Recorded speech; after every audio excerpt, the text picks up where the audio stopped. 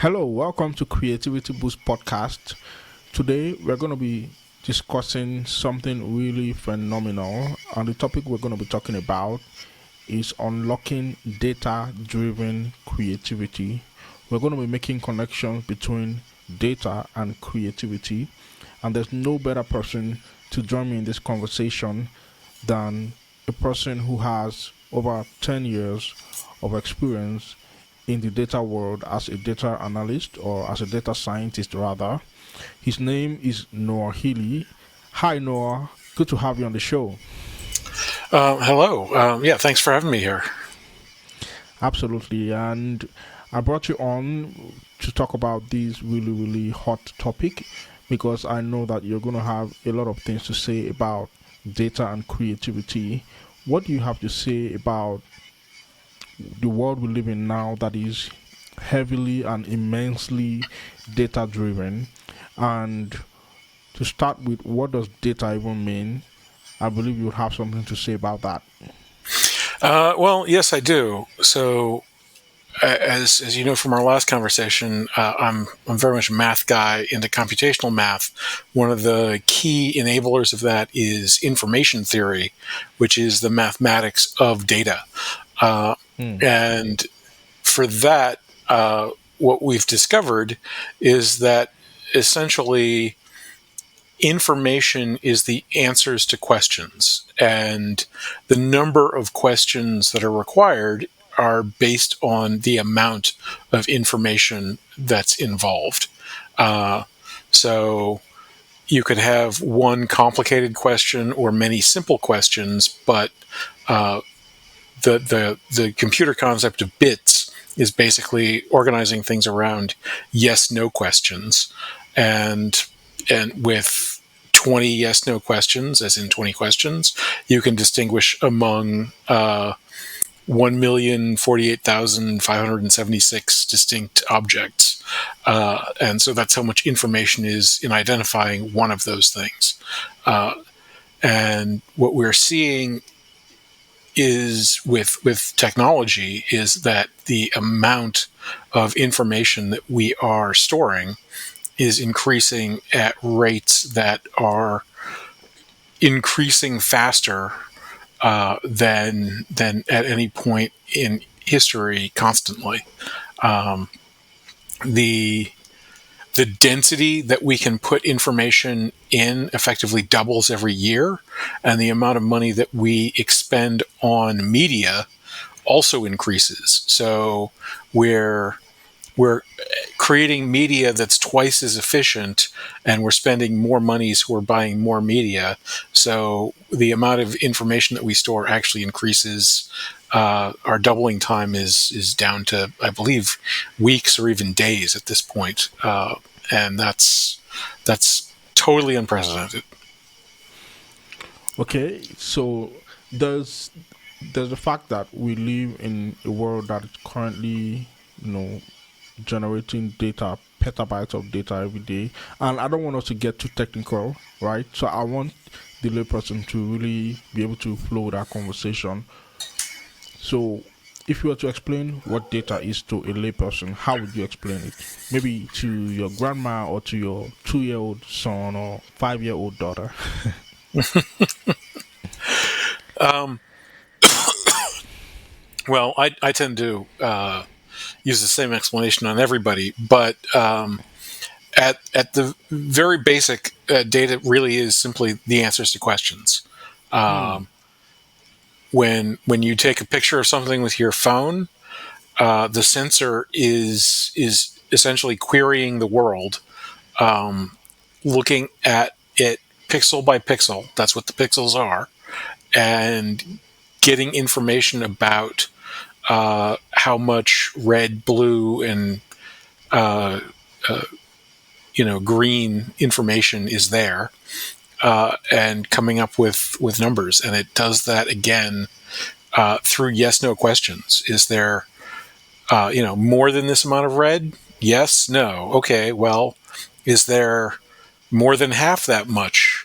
Yes, no, no. Okay, well, is there more than a quarter of that much? Yes. Okay, well, between a quarter and a half, is there 3/8 that much? Yes, and it just that's what it's doing, and it does that for each pixel, and it stores all of that in a very large file of yeses and nos, or ones and zeros, as we more conveniently describe them.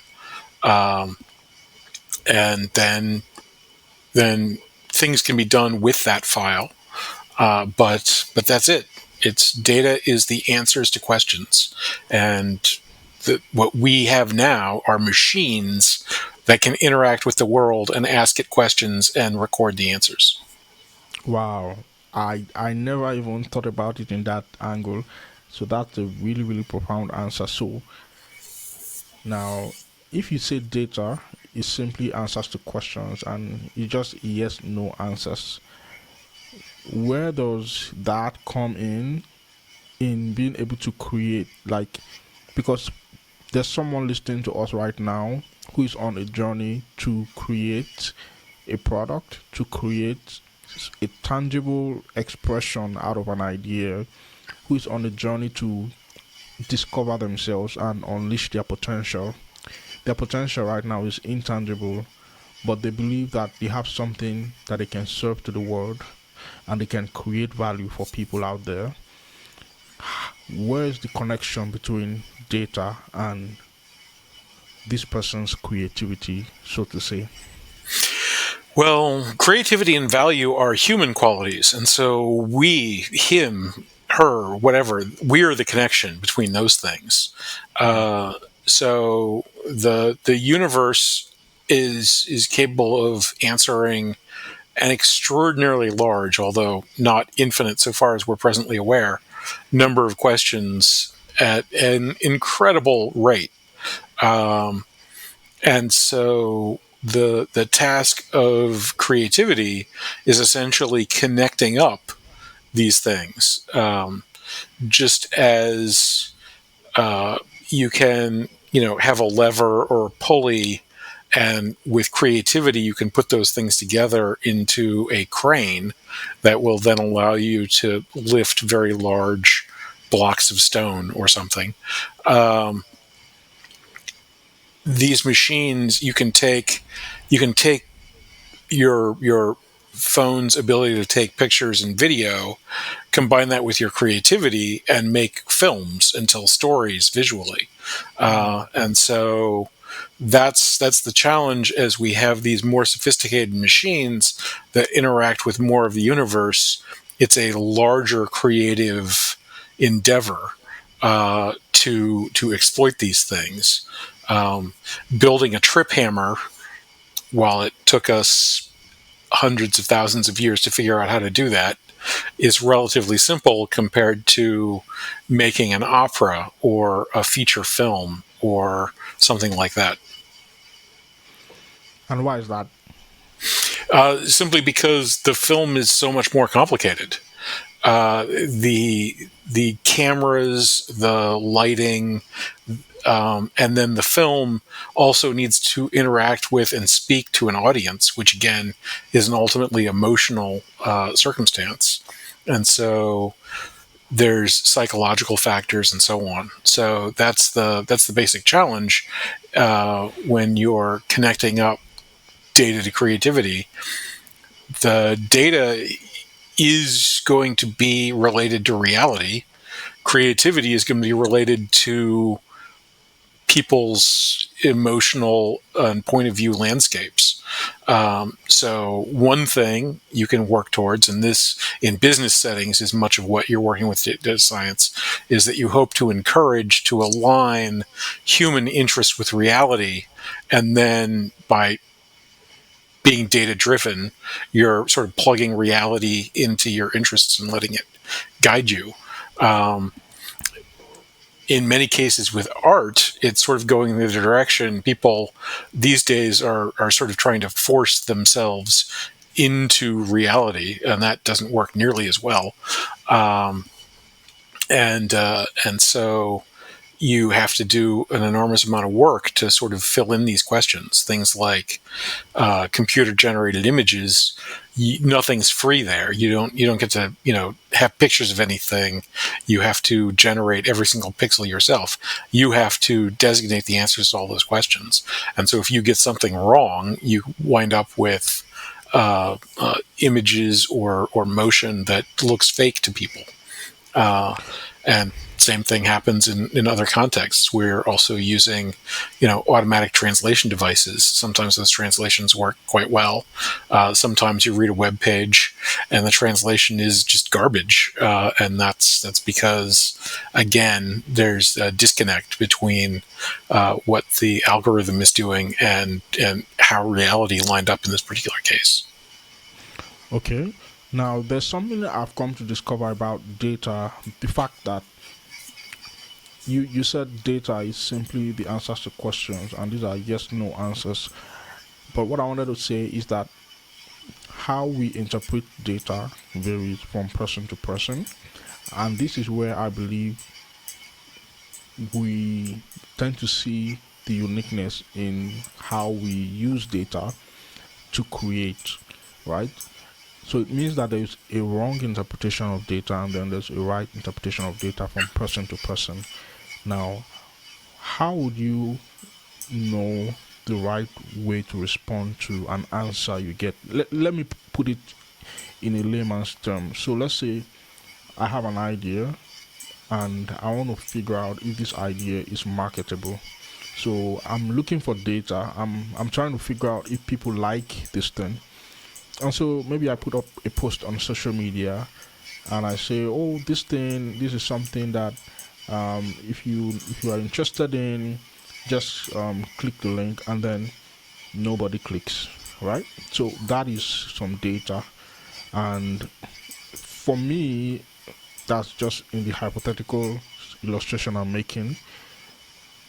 I can respond to it either of two ways. I can respond to it with the understanding that okay, maybe there's something I can do better, or maybe this is feedback that this thing doesn't make sense for this market, or I could actually give up and say, wow, I said it, this thing will not work. So, how do we interpret data correctly in the context of our creativity gaining expression? So that is an inference problem. You're going from a small sample size to trying to figure out the broader sample size. So mostly what people learn in logic is things like deductive reasoning. You go from the general to the specific. You're, you know, if all dogs are mammals, then when you see a specific dog, you know that it's a mammal because you've got a general rule that applies to all dogs. When you see one specific dog, that general rule applies to it. Going the direction doesn't really work as well usually. This particular dog has black fur, therefore every dog has black fur. That's not true. Um, there actually is a mathematical formula for going from the specific to the general that works in general. Unfortunately, one of the components of that formula is this thing called Chaitin's constant. Gregory Chaitin is an information theorist, and he invented Chaitin's constant. I believe it's the first known incomputable number. So if you knew what Chaitin's constant was, which you don't and you can't, and it's not possible for anything to know or to tell you, but if you could, then you could plug it into this formula and you would get the right probability ratios to actually answer that question. Unfortunately, you can't plug in the thing the formula needs to work because there's no way for us to access it. It exists. There is some number that when you plug it into this formula, it gives you the right answer. We just don't know what it is, and we can't know what it is, and nothing we do can ever cause us to know what it is. So, what do we do? Well, you're going to have to guess, and you're going to guess wrong. You might guess close, you might guess far away, and the closer your guess is, the better you're going to do. But the fun thing is that as you ask these questions and get answers, that again becomes data, which you can use these same kind of refinements to work on. So you pretty much just have to take your best shot at it, which is sort of what my journey looks like. I've got a system I created, which I'm quite certain is better than the systems that exist. Mm. But I have a process of exploration and education to get other people joined in, and that's a difficult process. Yeah.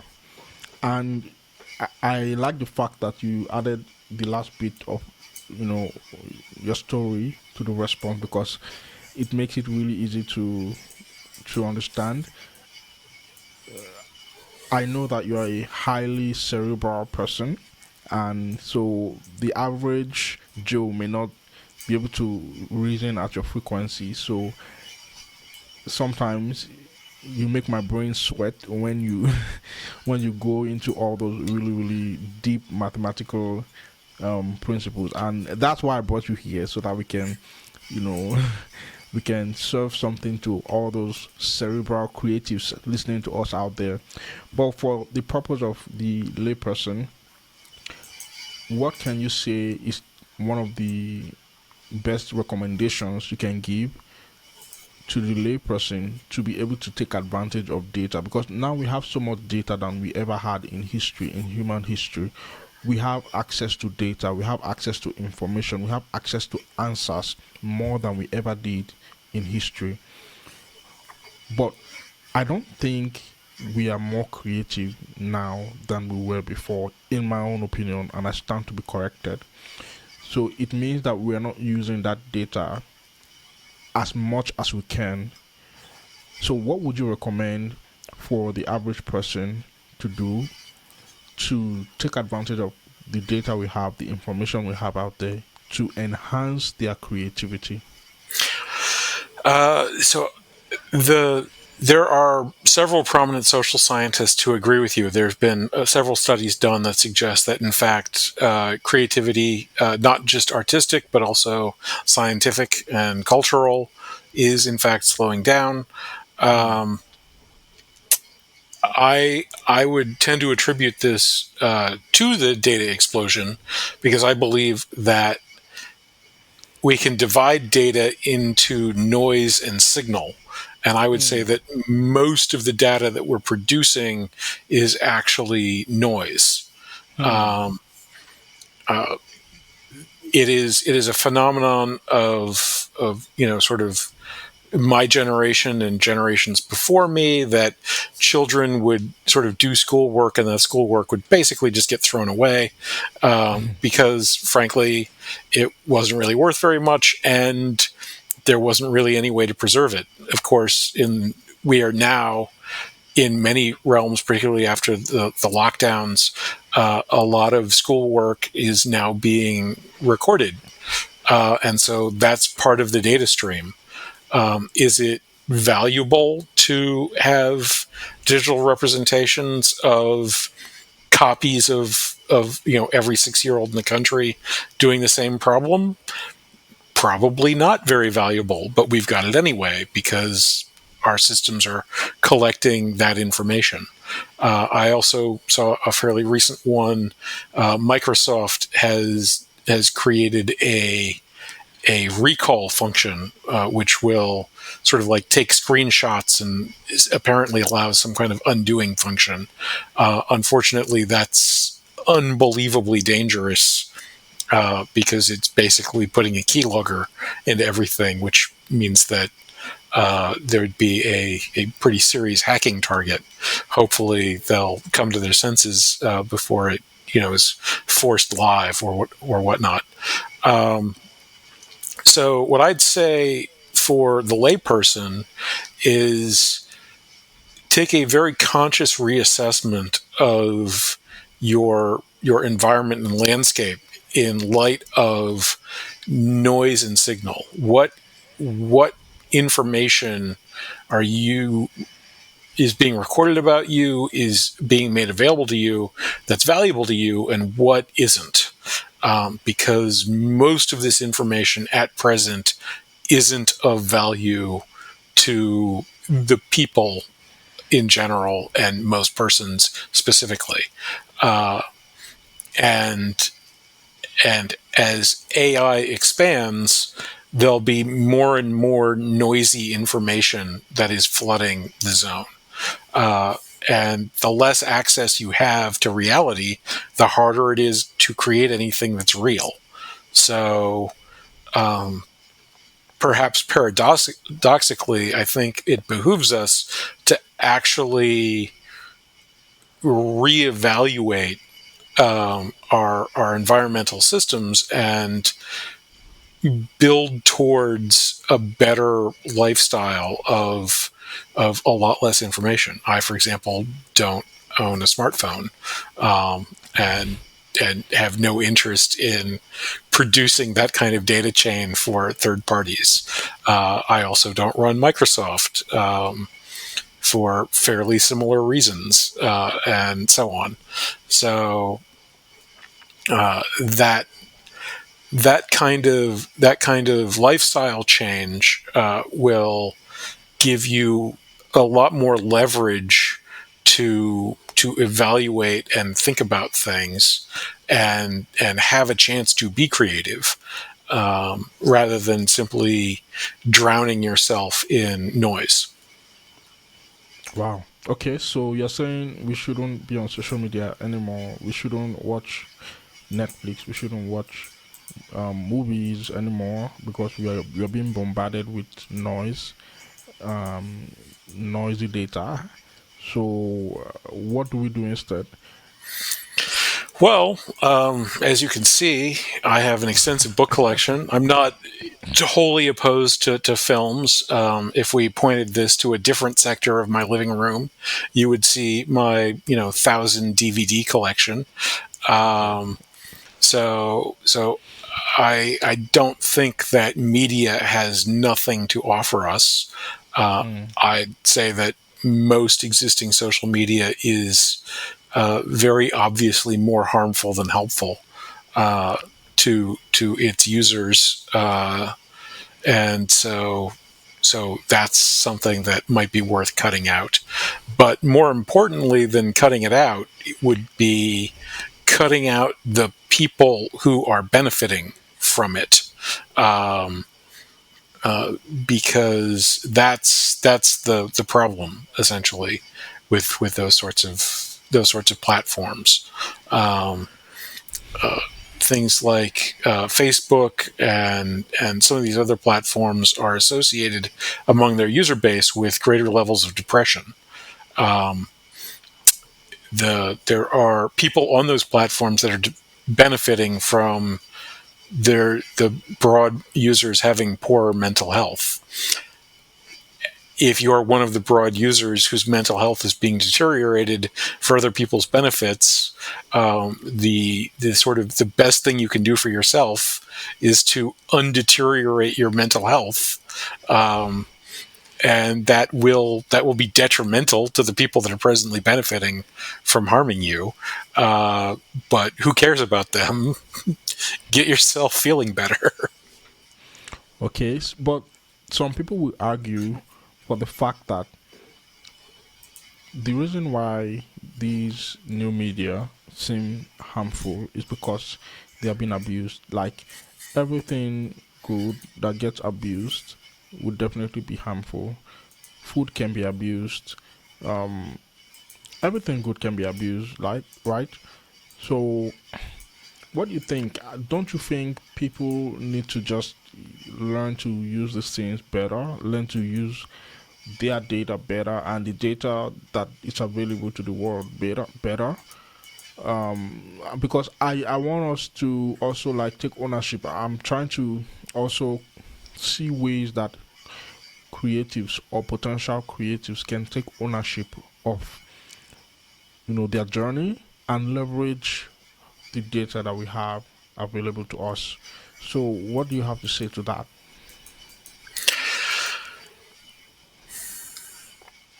So I don't think I'm intrinsically opposed to sort of taking greater responsibility for yourself and your life in my statements, but I would contend that it's not necessarily just a system of abuse.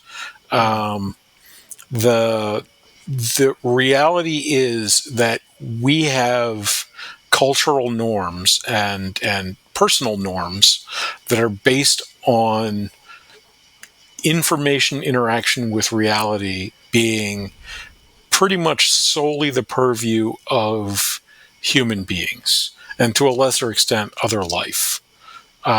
So even plants and certainly animals interact with the environment and are taking in information. And we can gain some information by observing their interactions. So even if you're not paying attention to the seasons or the temperature, you can still see the leaves change color and realize that the seasons have altered. Um, but with machines now engaged in engaging with the universe, and in particular with the rise of AI and its ability to produce things that look like they were produced as a result of interacting with the universe, and are becoming less and less distinguishable from that. We are on the cusp of reaching the point where most, if not effectively all, of our interactions could in fact be with these machines. Facebook has announced they've done trials to attempt to figure out how to take over for people who aren't engaging with their pages anymore. So they could train up a model to interact with the page the way that a user who has decided to leave used to, in order to maintain the apparent engagement of the site. mm, Um, that is, in one sense, data-driven creativity, but in another sense, is basically a horror story. Of, sort of like trapping souls in the Matrix, if you will. mm, So a person could be inspired to actually write that horror story and sort of highlight just how bankrupt morally the Facebook executives that greenlight this are. Um, but we are going to need to figure out how to live in a world where our access to reality is going to be less and less something that we can take for granted. Um, because while we're going to maintain having eyes and ears and the ability to go outside and touch grass and so on, um, the vast majority of practical information is always going to be socially constructed and interactive and cultural.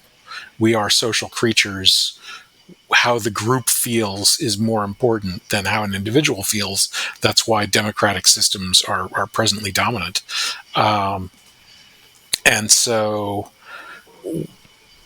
personal ethics around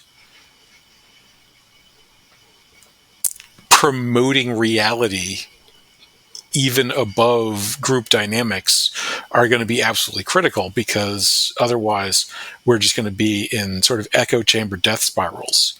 Are you familiar with the death spiral of the army ants? no, I'm not.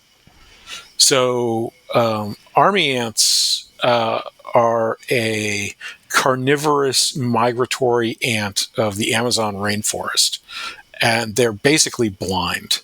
Mm, And what they do is they bivouac in a location, and when they're sort of, need some food, they unbivouac and just all march across the jungle in this carpet. And basically, any animal that's in the path of the carpet that moves during the time that the ants surround it will be swarmed and bitten to death and disassembled and carried along. They kill insects pretty much without exception. They can kill birds and snakes and other small arthropods, and can be quite dangerous even to larger creatures.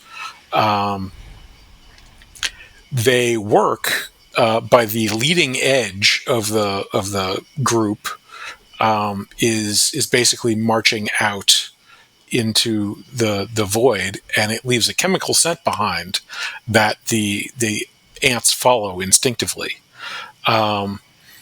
If for geographic reasons, or because you actually experimenters force this to happen,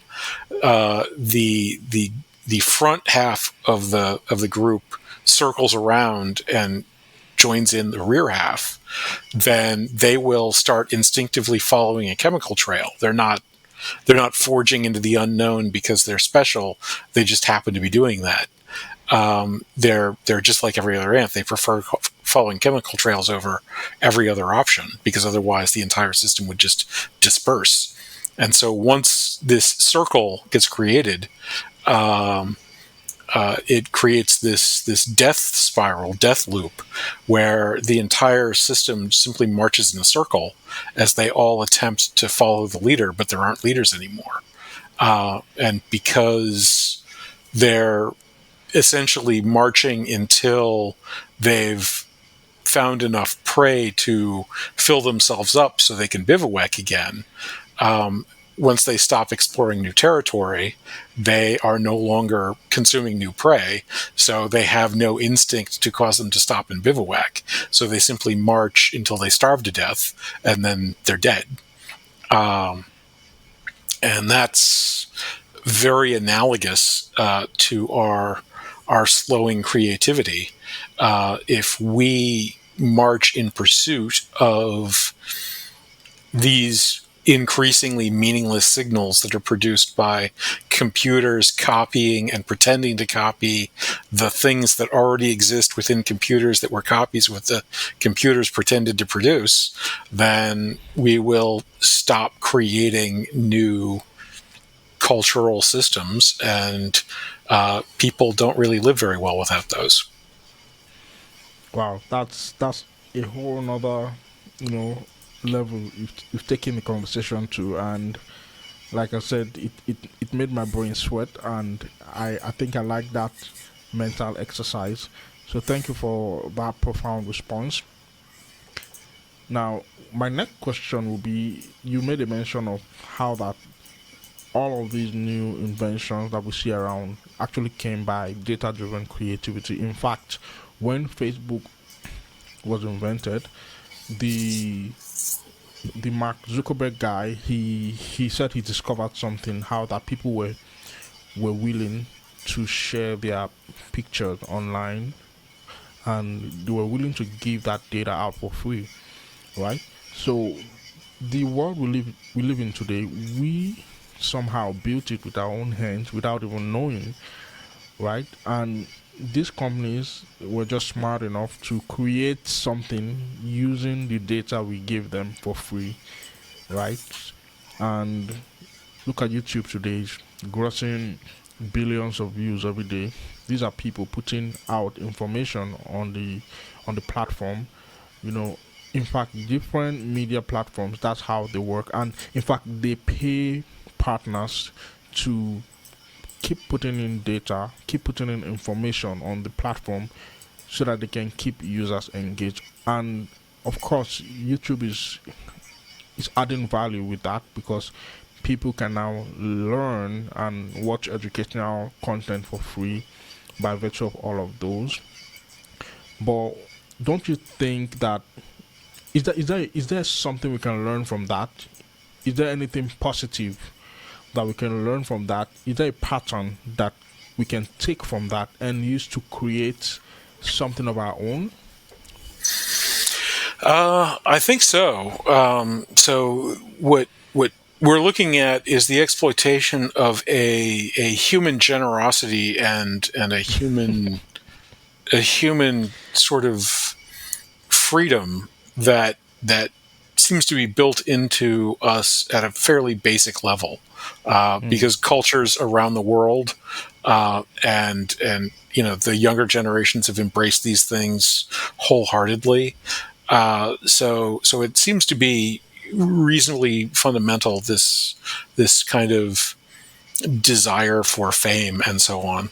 Uh, the challenge, I would say, would be channeling that appropriately. And in terms of design driven creativity, that's where I think game theory is a very important concept, where we can actually bring human intention into our design thinking and our mathematics, and start thinking through how we can make this generosity actually produce better lives for ourselves. Because even the successful members of the current regimes have fairly unenviable lives. We've got the high level platform influencers that are living basically fake lives in order to attract followers.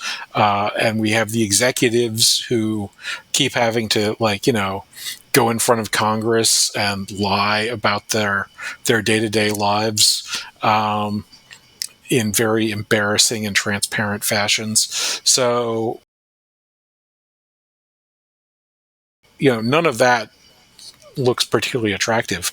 Um, Thinking through ways to make people's inclinations benefit those people uh, creates virtuous cycles, and we can we can build on that to build societies in which there are good places for us to be. And so I'd say that for the creative, um, finding ways to you know reach these new mediums. I was on a podcast earlier today, and we were talking about Lord of the Rings and sort of the deep mythological structure of Lord of the Rings. And it occurs to me that one of the reasons for these mythic stories is as exemplars. That we're supposed to see some of ourselves in the great heroes of history and mythology, but we're also supposed to see sort of examples that we could attempt to live up to. Um, uh,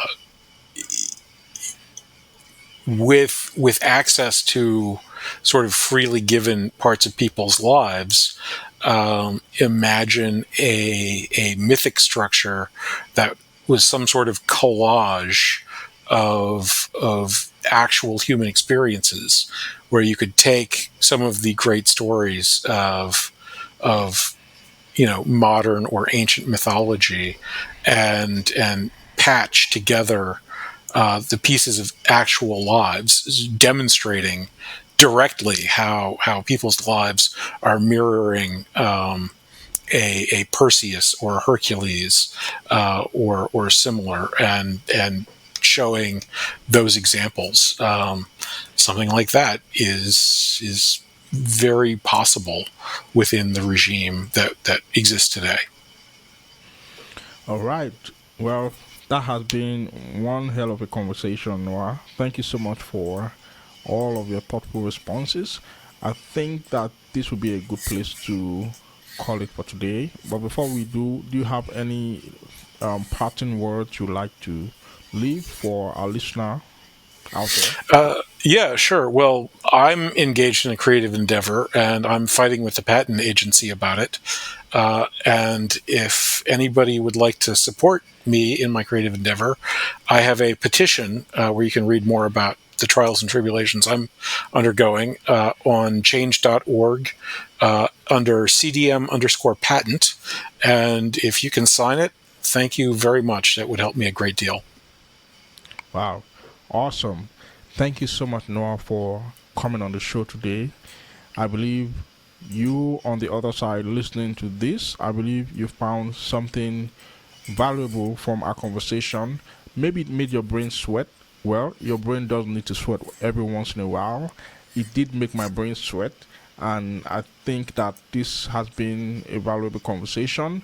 And so I encourage you to share this with someone, talk to someone about it, share it with a friend, a loved ones. If you haven't already, hit the subscribe button and subscribe to this podcast, subscribe to this channel, and also turn on the notifications bell if you are listening to this on YouTube so that you're the first to know when a new episode drops.